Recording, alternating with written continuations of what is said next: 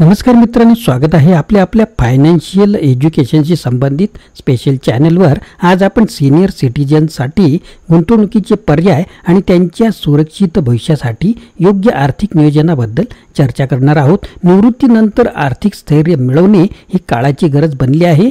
जीवनातील या टप्प्यावर सुरक्षित आणि नियमित उत्पन्नाची हमी मिळवण्यासाठी योग्य गुंतवणूक पर्यायांची निवड अत्यंत महत्त्वाची ठरते। आपण या व्हिडिओत senior citizen fixed deposit, post office monthly income scheme, senior citizen saving scheme, annuity scheme, fixed maturity plan, monthly income plan, balance fund आणि रिव्हर्स मॉर्गेज यासारख्या विविध गुंतवणूक पर्यायांवर सविस्तर चर्चा करणार आहोत। आपल्या हक्काच्या निवृत्तीच्या काळात वित्तीय चिंता न करता आनंदी आणि सुरक्षित जीवन जगण्यासाठी योग्य गुंतवणूक योजना आखणे आवश्यक असते।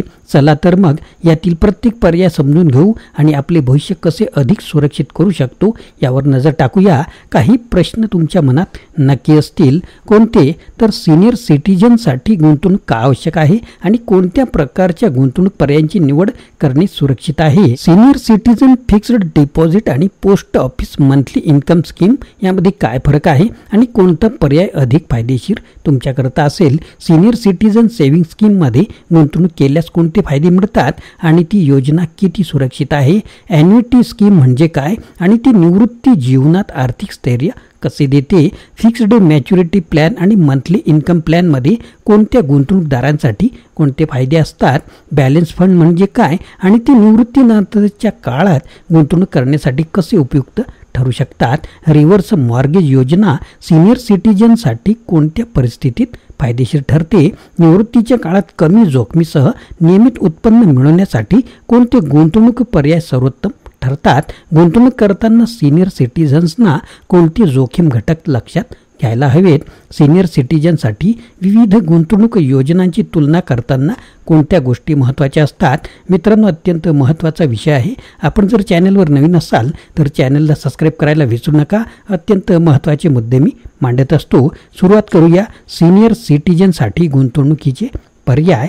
युवा वर्गाला संपत्ती सर्जनासाठी गुंतवणुकीच्या विविध पर्यायांची गरज पडते, तर वृद्ध व्यक्ती यांना अशा पर्यायांची गरज असते जी त्यांच्या पैशांच्या भांडवलाला संरक्षण देईल आणि त्यांचा चांगला फायदा प्रदान करेल। निवृत्त व्यक्ती आणि सीनियर सिटीजनसाठी गुंतवणुकीच्या विविध पर्यायांमध्ये पैशांच्या भांडवलाचे संरक्षण हाच मुख्य सिद्धांत असतो।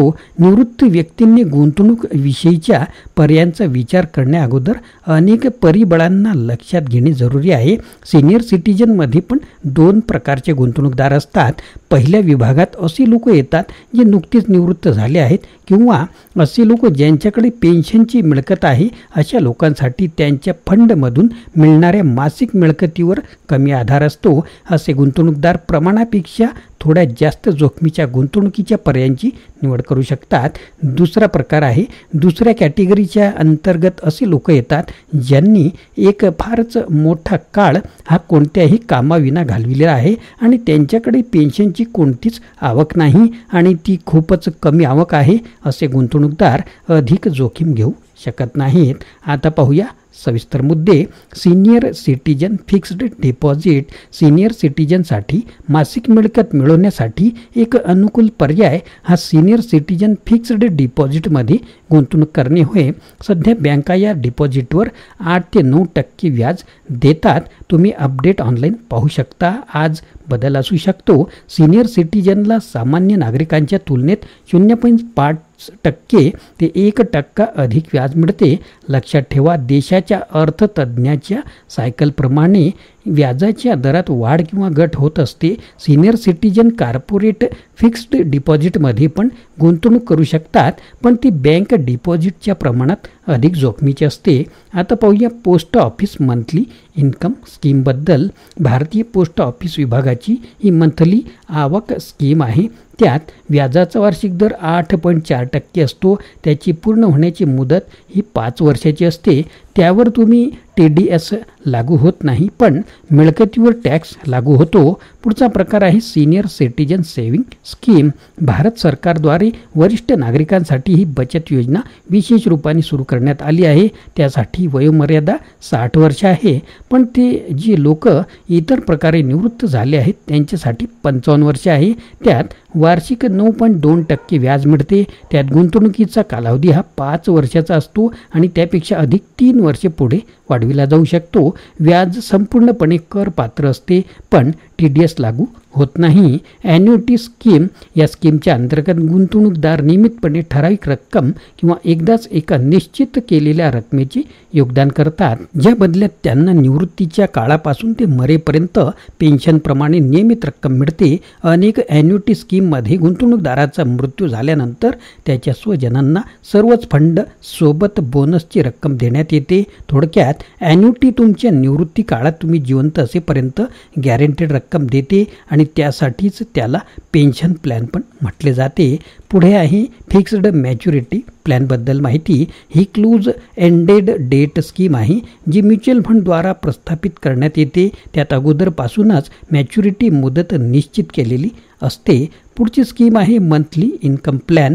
Post office monthly income scheme प्रमाणेच म्युच्युअल फंड पण मंथली इन्कम स्कीम प्रस्थापित करण्यात सुरुवात केलेली आहे आणि ते खास करून सिनियर सिटीजनसाठी अनुकूल आहे. पण म्युच्युअल फंडमधील गुंतवणुकीत जोखीम पण असते, कारण की ते साधारणतः 15 ते 20% फंडची गुंतवणूक ही इक्विटीमध्ये करतात आणि बाकीच्या 80 ते 85% रकमेची गुंतवणूक ही डेट इन्स्ट्रुमेंटमध्ये करतात.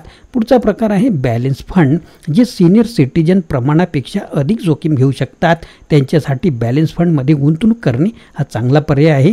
मंथली इन्कम प्लॅनच्या तुलनेत अशा फंडमध्ये जोखमीचे परिबळ अधिक असते, कारण की त्यात 60 ते 65% ॲसेटची गुंतवणूक ही इक्विटीमध्ये आणि बाकीची गुंतवणूक ही डेट इन्स्ट्रुमेंटमध्ये करण्यात येते. सुरक्षिततेसोबत एक चांगली मिळकत आणि भांडवलात वाढ करण्याची इच्छा असलेल्या गुंतवणूकदारांनी या संतुलित मार्गाचा अवलंब केला पाहिजे. निष्णात असलेले लोक सामान्यपणे निवृत्त लोकांना असा सल्ला देतात की इक्विटीमध्ये सरळ गुंतवणूक करू नये, कारण की त्यात प्रमाणापेक्षा खूपच जास्त जोखीम असते. पण जे लोक जोखीम उचलण्याच्या स्थितीत आहेत ती थोड्या प्रमाणात इक्विटीमध्ये गुंतवणूक करू शकतात.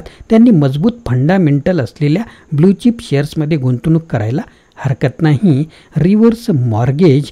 तुम्ही जीवनाच्या निवृत्तीच्या जवळ असाल आणि जर तुम्हाला पैशांची खूपच गरज असेल तर तुम्ही रिव्हर्स मॉर्गेजने तुमच्या मालकीचे घर बँकेकडे गहाण ठेवून रोकड मदत मिळू शकता. बँक त्याच्या बदल्यात दर महिन्याला किंवा ठराविक काळाने तुम्हाला जरुरी रक्कम उपलब्ध करून देते. रिव्हर्स मॉर्गेज दरम्यान जर घर मालकाचा मृत्यू झाला तर बँक त्याच्या वारसदाराला हे लोन पूर्ण करण्याचा पर्याय देते. जर वारसदाराने नकार दिला तर बँक त्या घराची विक्री करते आणि त्यांच्या लोनची बाकी रक्कम तसेच व्याजाची रक्कम वसूल करते. बाकीची रक्कम वाढली तर ती त्यांच्या वारसदाराला दिली जाते. तर मित्रांनो, सिनियर सिटीजनसाठी गुंतवणुकीचे पर्याय हे आर्थिक सुरक्षिततेचा आधार निर्माण करण्यासाठी अत्यंत महत्त्वाचे ठरतात. आपण या व्हिडिओत पाहिलं की senior citizen fixed deposit, post office monthly income scheme, senior citizen saving scheme, annuity scheme, fixed maturity plan, monthly income plan, balanced fund आणि रिव्हर्स मॉर्गेज हे पर्याय निवृत्तीनंतरच्या जीवनाला आर्थिक स्थैर्य देऊ शकतात. या गुंतवणूक पर्यायांचा योग्य वापर करून आपण आपला आणि आपल्या कुटुंबाचा भविष्यकाळ सुरक्षित करू शकतो. गुंतवणूक करताना योग्य सल्ला घेणे आणि आपल्या गरजांनुसार योजना आखणे फार महत्त्वाचे आहे. योग्य योजना आखली तर निवृत्तीनंतर आर्थिक चिंता न करता आपले उर्वरित जीवन आनंदात घालवता येईल. जर तुम्हाला हा व्हिडिओ उपयोगी वाटला असेल तर कृपया लाईक करा आणि चॅनलला सबस्क्राईब करा आणि आपल्या जवळच्या व्यक्तींसोबत शेअर करा, जेणेकरून त्यांनाही याचा फायदा होईल. आर्थिक जागरूकतेकडे एक पाऊल पुढे टाकूया आणि सुरक्षित भविष्याचा विचार करूया. धन्यवाद.